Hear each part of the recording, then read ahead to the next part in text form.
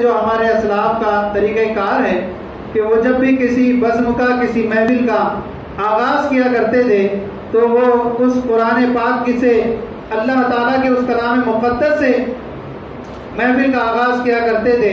تو اسی قرآن پاک سے تلاوت قرآن کرنے کے لیے میں درجہ ثانیہ کے قاری قرآن محمد گلفراز اتاری درجہ ثانیہ کو دعوت سخن دے رہا ہوں کہ وہ آئیں اور اپنی مدھری آواز میں تلاوت قرآن فرمائیں اور سامعین کے قلوب کو منور و مجلہ فرمائیں.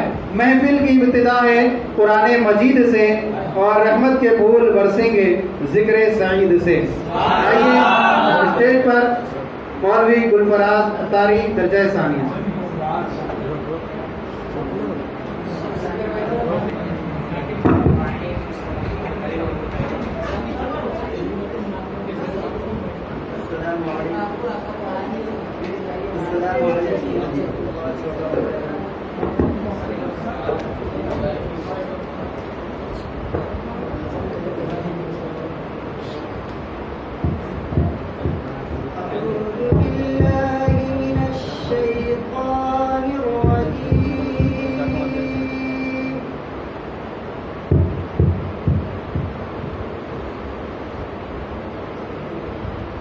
بسم اللہ الرحمن الرحیم.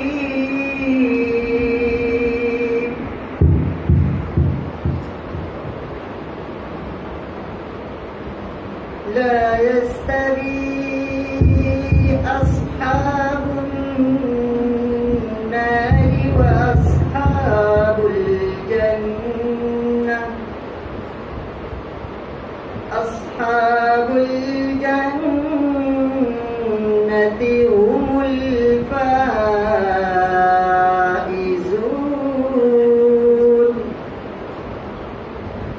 لو أنزلنا هذا القرآن على جبل لرأيته خاشعا متصدعا من خشية الله.